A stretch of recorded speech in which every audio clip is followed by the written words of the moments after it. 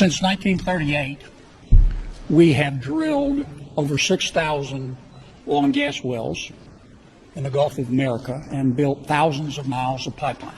To do that, the oil and gas industry has had to spend billions of dollars to survey every square inch of the seabed in the Gulf.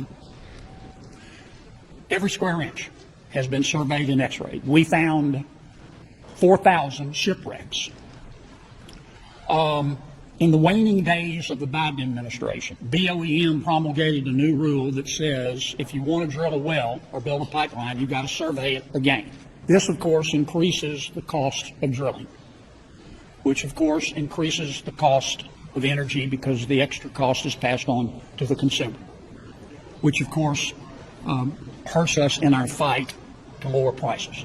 This regulation is just one example of why we're experiencing inflation in America today. My resolution would rescind this rule. I'm not saying that the guy who came up with this idea of this rule is the dumbest person in the world, but I am saying that the guy who came up with this idea for this rule better hope that the dumbest person in the world doesn't die, and we're going to kill him. So in 2002, the Democrats, without any Republican votes, passed the so-called and completely misnamed Inflation Reduction Act. In that, they included their Green New Deal, which included a lot of spending. But to add insult to injury, they also then put a tax on natural gas, something everybody uses to heat their homes, to cook their food. Every day, folks are using natural gas.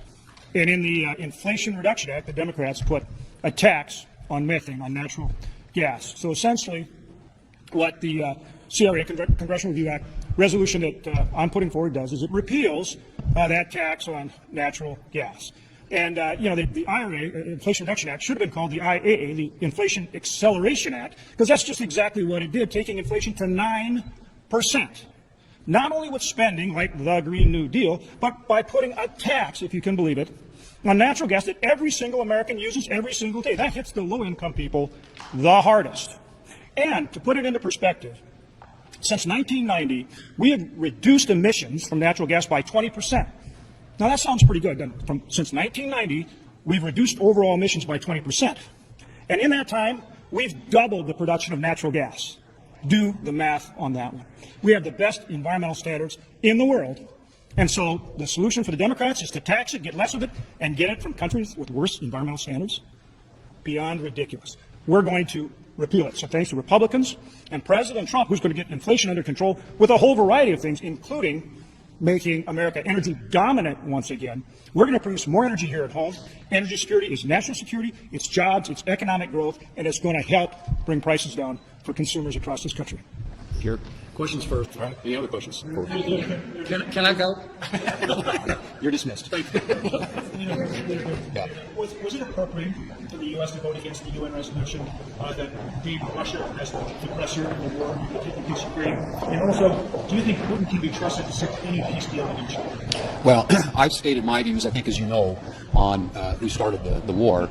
But I do think right now what we're trying to do is get a peace deal. This is a horrific war. It's going on for 10 years with tens of thousands, hundreds of thousands of casualties. And the administration is trying to bring it to an end. And so right now, I think we give them space, and let's see if they can bring a resolution to a war that has cost way too many lives already.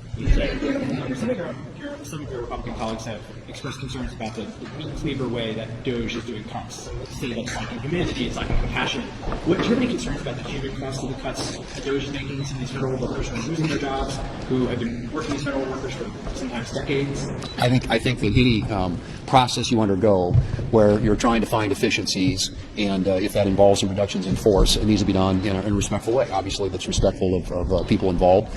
But I do think as they go through this process, the objective of DOGE is to try and figure out ways to make government run more efficiently, more effectively, and reduce its cost, and make sure that the American taxpayer is getting a good deal on the tax dollars that they put into the federal government. So I think, right now there are different tactics being deployed to do that. I would simply say what I said earlier, and that is that we we want to do everything we can, and I think this has been long overdue, to try and figure out how we can make government work more efficiently, cost the taxpayers less, and make sure that they get a good return on the tax dollars that they spend in this country. But I would also argue again that in anything that they do, they need to be respectful of people that are involved in these agencies and departments of government. Now that the majority of President Trump's cabinet nominees are confirmed, should they be the ones making the decisions on personnel instead of Elon Musk? You know, I think that's why we worked so hard to get these folks confirmed, and they're now in a position to make those decisions, and I think some of them already asserted that right to make those decisions. These are very capable people that are going to be responsible for running big departments and agencies and overseeing thousands of employees, and they ought to do everything they can to try and make their departments work more efficiently and to find savings, and in many cases they are going to make those decisions on their own, and I think if you've seen that already, some of them have asserted that right, and I think the administration, at least at this point, is providing some latitude for their managers of these departments and agencies to move forward. Is continuing the resolution the only way to avoid a shutdown at this point? We're keeping all options on the table, but we are running out of time. And so I think that, realistically, we have to think about how can we fund the government, make sure there isn't a government shutdown. And I only remind people that we are in this position because last year, even after the Senate Appropriations Committee passed 11 of the 12 appropriation bills out of the committee, the Democrats, under Leader Schumer, didn't bring a single appropriation bill to the floor of the United States Senate, and they were available for the last 6 months of last year. So we have a pileup right now created by the Democrats' own making, and now they are publicly talking about shutting the government down. Ironic, I would say, but we will do everything we can to make sure that the government stays up and running, and what form that takes remains to be seen, but we're working all the options. So thank you. Yep, please go. Sorry.